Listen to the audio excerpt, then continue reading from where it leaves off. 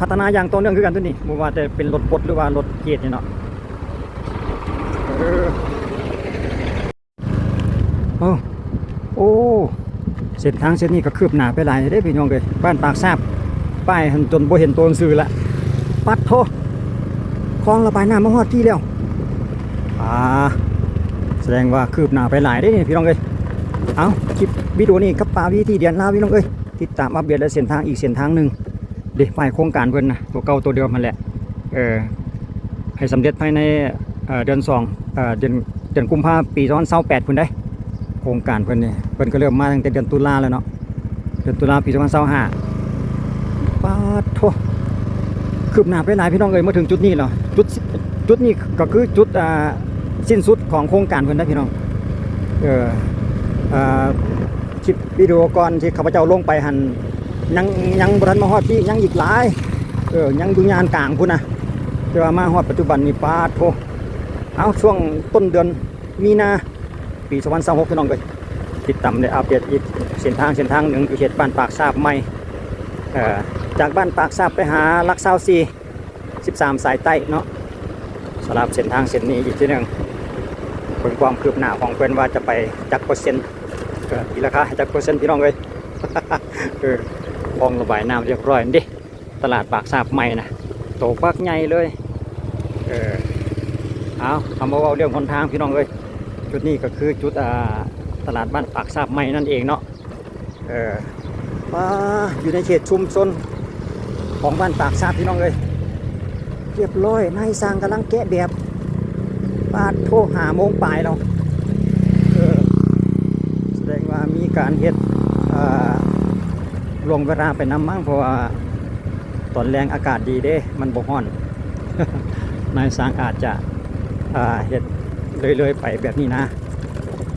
เรื่อยๆไปได้จังซี่นะเพราะว่าตอนแรงมันจะอากาศดีกว่าตอนยามมื้อเช้าบ่กำลังขัดปูนอยู่กับมีอยู่ในเขตชุมชนพี่น้องเลยอันเด้นายสร้างเพิ่นกำลังขัดปูนกำลังปาดปูนอยู่ฝาล่างระบายน้ำนั่นเองอยู่ในเขตชุมชนของบ้านปากซาบพี่น้องมาถึงจุดนี้แล้วไวขนาดจังสิแล้วบ่ทางโครงการเพิ่นนี่ข้าพเจ้าเองก็ขอชมเชยอีกทีหนึ่งถือว่าเพิ่นก็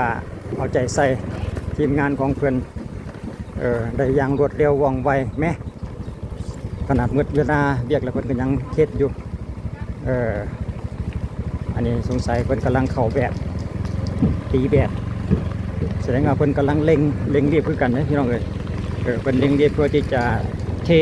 เพราะว่านี่เขตชุมชนเพื่ออำนวยความสะดวกให้กับพ่อแม่พี่น้องชาวผู้ที่ว่าใส่รถใส่ถนนอยู่เนาะเพิ่นก็เลยเล็งให้สำหรับจุดที่ว่ามันแออัดนะว่าสมเชยหลังจากนี้เขาจะเรียนไปต่อพี่น้องเรียนตามเส้นทางนี่ตามโครงการพุทธนี่แหละเรียนไปจนฮอดลักษณะ4พุ่นแหละพี่น้องถนน13สายใต้ว่าจะไปฮอดขั้นใดสำหรับเส้นทางเส้นนี้อัปเดตอีกทีนึงในช่วงต้นเดือนมีนาปี2026อีกทีนึงพี่น้องเป็นช่วงไปเนาะจุดนี้ก็คือเกษตรนาบงเขตบ้านปากซาบนั่นเองเนาะปากซาบใหม่เพราะว่าถนนสายนี้ก็มีความสำคัญที่พี่น้องพี่น้องชาวลาวเฮาบรรดาเผ่าหลายหมู่บ้านหลายชนเผ่าคือว่าใช้การสัญจรเส้นทางเส้นนี้เนาะหลังจากที่ผ่านมาก็มีแต่คุมพบความยุ่งยากมาในปัจจุบันนี้เพิ่นก็เอาใจใส่มีโครงการเข้ามาแล้วก็ลงมือเฮ็ดอย่างตั้งหน้าเพื่อให้ได้มาตรฐานและได้มีความสะดวกของประชาชนภายในขอบเขตนี้เนาะปาดโถแล่นมาทางนี้รู้สึกว่าจะย้อนแสงพี่น้องเลยพูดตะเวนนะบรรยากาศตอนแรงเพราะว่าข้าพเจ้าเองก็ส่วนหลายจะออกในเวลาตอนแรงเนาะเพราะว่าตอนเช้ายังคาเวียกจะมีเวลาแล่นเฉพาะตอนแรงช่วงบ่ายอาศัยว่าแดดมันบ่ฮ้อนแดดนะเลยเลาะท้ายตอนแรงเพราะว่าตอนเช้าข้าพเจ้าเองก็ติดงานเวียกเกี่ยวกับก่อสร้างเฮ็ดเวียกก่อสร้างพี่น้องข้าพเจ้าเองก็ได้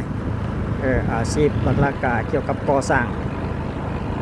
ก็มีแบ่งเวลาให้มาทำคลิปในช่วงบ่ายช่วงแรงแต่ละมื้อ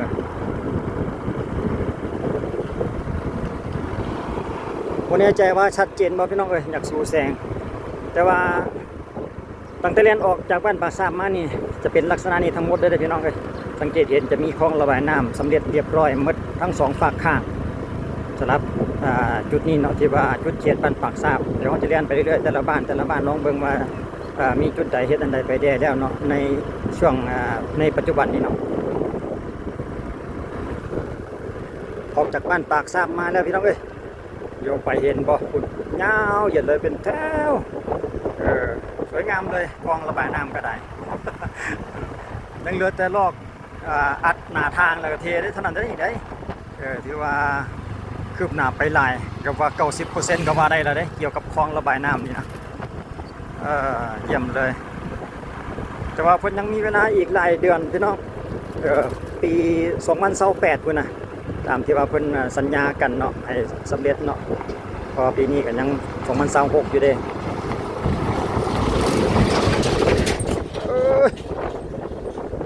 ดังสนั่นบันไหวปะรถพ่วงก็ได้เอาเลียนไปเรื่อยๆพี่น้องเลยหลังจากออกมาแล้วยังบ่แน่ใจว่าจุดนี้บ้านใดนอนนี่ บ่ทันได้เห็นป้ายเดี๋ยวข้าพเจ้าจะซอกเบิ่งป้ายก่อนพี่น้องว่าขึ้นอยู่กับบ้านใดเกี่ยวกับฝาปิดร่างเพิ่นก็รอหลังจากเป็นรอแล้วเพิ่นก็ตั้งตากแดดไว้ให้มันแข็งมั่งหลังจากมันแข็งมาตรฐานแล้วเขาจะเอาไปปิดนั่นเองเนาะโอ้สุดยอดเลย TCR ตีกาของ TCR ไว้สำหรับฝาปิดคลองระบายน้ำเพิ่นรู้สึกว่าจะขึ้นอยู่กับบ้านนาพอกเลยพี่น้องออกจากปากซามมาเนี่ยกันนาพอกเนาะนาพอกนะมีน้อยมีใหญ่เด้เพิ่นว่านาพอกน้อยว่าซั่นเด้นาพอกใหญ่แล้วก็มาหานาพอกน้อยสำหรับจุดนี้คือนาพอกน้อยนั่นเองตาเพิ่นเฮ็ดเป็นชุดไว้พี่น้องเอ้ยฝารางระบายน้ำเบิ่งแม่เป็นแถวเลยยาวเหยียดเลยแสดงว่าปัจจุบันแล้วก็ถือว่าสำเร็จไปแล้วได้เกี่ยวกับคลองระบายน้ำนี่เพราะว่าฝาเพิ่นตั้งไว้ให้มันถึกแดดถึกฝนแข็งค้ำประกันคักแน่แล้วเพิ่นจังเอาลงปิดคิดว่าน่าจะเป็นแบบนั้นเนาะยาวทั้งแถบเลย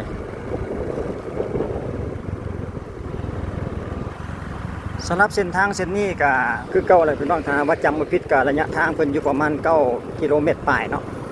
สำหรับจากบ้านปากซาบออกไปหาลักเซาซีนี่9 กิโลเมตรปลายเท่านั้นเอง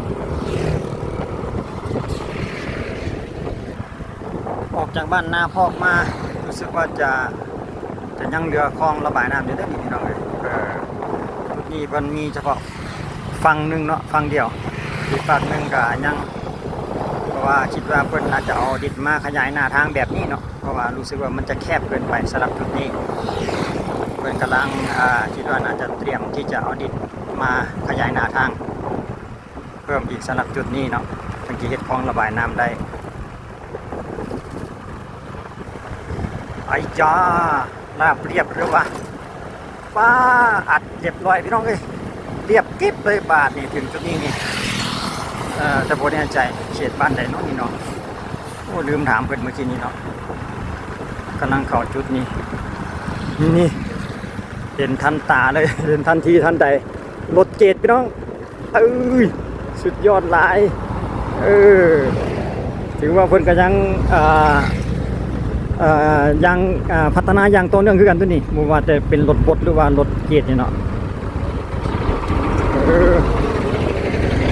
สุดยอดมันอัดไปนำเลยพี่น้องเอ้ยเรียบคลิปเลยถึงที่บ่ได้เทเปตงกระยาแหละพอได้เลียนทางกันที่ว่าเพิ่นอัดแล้วนี่ซะก่อนโอ้เดี๋ยวหมวกหลังมึงจักบาทนึงก่อนพี่น้องเอ้ยโอ้งามเถอะว่ะ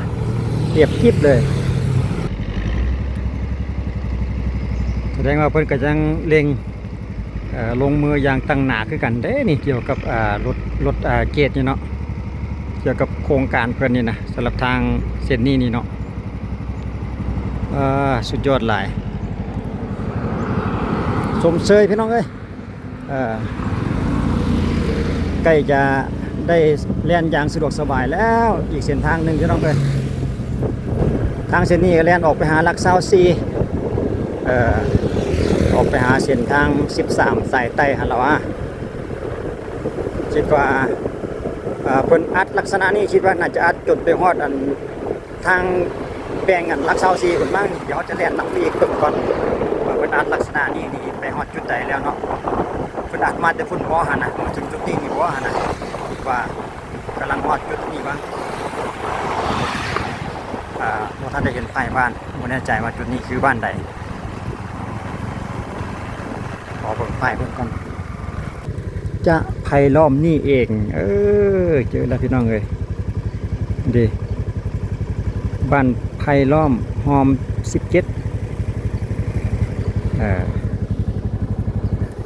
จุดที่เพิ่นอัดโอ้เพิ่นเอาน้ำมาสีดใหม่ๆได้นี่จุดที่ว่าเพิ่นกำลังเร่งอัดไปนี่คือบ้านไผ่ล้อมพี่น้องไปบ้านไผ่ล้อมก็ต่อจากบ้านนาพอกไปหาปากซาบนั่นเอง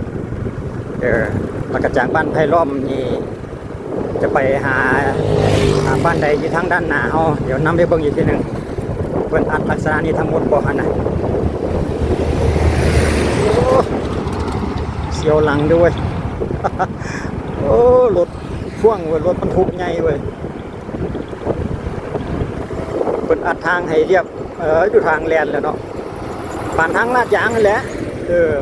อัดดีปานนี้นะ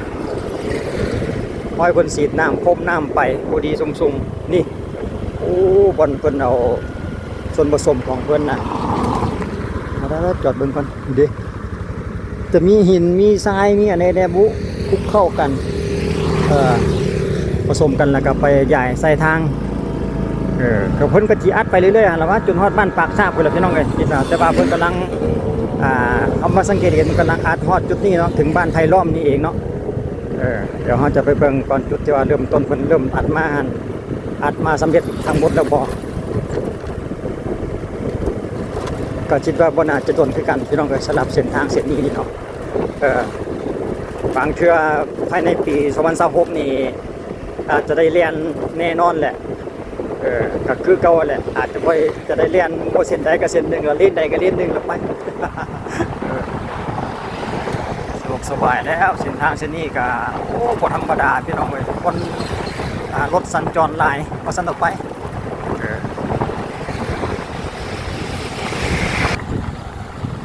เริ่มมีโครงการเริ่มมีแผนการแล้วก็การสร้างสรรค์พัฒนาตึกหลังบางกองหรือว่าบ่อนพักบ่อนอาศัยบ่อนพักเช่าต่างๆนี่เพิ่นก็เริ่มจะเข้ามาขยับขยายออกมาในเขตนี้กันหลายแล้วได้นี่สังเกตเบิ่งเด้อพี่น้องเอ้ยในปัจจุบันตอนนี้เป็นจังซี่นี่เวลาทางแล้วนี่เพิ่นแฮงจะสิมีความเจริญอยู่ได้สังเกตเบิ่งว่าทางห้านต่างๆนี่ยังมันเต็มแหละ2ฝากข้างนี่นะ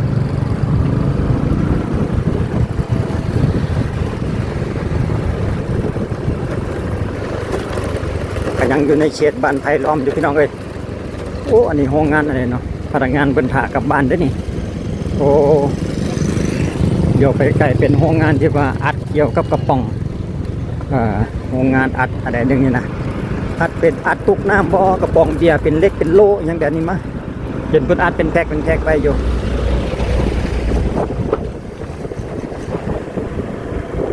จุดเขตบ้านไผ่ล้อมนี่มาถึงจุดนี้เพิ่นเทเลยนะพี่น้องจะได้ว่าส่วนหนึ่งเพิ่นก็เริ่มเทมาได้แล้ว2 เลนเลยเต็มหมดหน้าทางเลย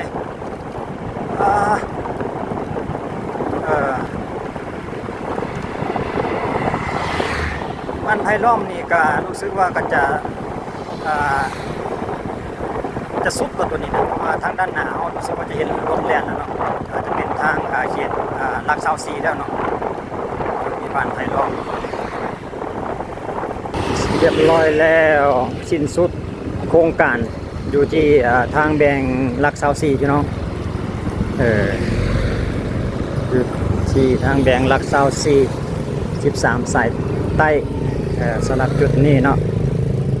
เลี้ยวซ้ายก็ไปทางสายใต้เลี้ยวขวาก็เข้านครหลวงก็สันตกไปเลี้ยวซ้ายก็ไปทางพุ่นแหละแขวงคำมวลสวรรค์ปากเซลงทางภาคใต้ของลาวเฮาหมายเลข13ได้ไปโครงการเพิ่นอยู่ทางนั้นพุ่นสำหรับเส้นทางที่ลงไปสายใต้พี่น้องก็รู้สึกว่าเพิ่นกำลังเตรียมเพื่อนได้หันได้เห็นหลักไม้แดงๆบ่คุณนะรถแมคโครเพิ่นกำลังขยายหน้าทางสำหรับเส้นทาง13ใต้นี่เนาะตั้งแต่หลัก21ไปจนฮอดหลัก71นี่นะแต่ก็ยินข่าวเพิ่นอยู่เพิ่นกำลังเตรียมขยายหน้าทางเกียนจะเทปูลาดยางคิดว่าน่าจะเป็นทางลาดยางอีกทีหนึ่งก็เดี๋ยวในช่วงใดช่วงหนึ่งข้าพเจ้าจะติดตามและอัปเดตให้เบิ่งอีกคือกันสำหรับทางเส้นนี้เนาะสำหรับหลัก21ไปหาหลัก71นี่นะอีกทีหนึ่งให้เบิ่งคือกันในมนี่แหละแต่สำหรับคลิปวิดีโอนี้เขาก็จบอยู่ที่นี่พี่น้องสำหรับเส้นทางจากบ้านปากซามหาหลัก24แต่ตั้งที่เขาแล่นผ่านมาเมื่อกี้นี่แหละถือว่ามีความคืบหน้าไปหลายเติบเนาะเพื่อกำลังเตรียมอัดหน้าทางที่จะเตรียมเทนั่นเองก็คลิปวิดีโอนี้กับป่าวิธีเรียนแล้วก็จบเพียงเท่านี้พี่น้องเอาบรรยากาศการเฮ็ดถนนหนทางเพื่อความพัฒนาของลาวเฮาให้เบิ่งอีกทีหนึ่งไว้เจอกันในคลิปต่อไปพี่น้องก็จะเป็นเส้นทางใดนั้นอีกทีหนึ่งสำหรับคลิปนี้ขอบใจสบายดี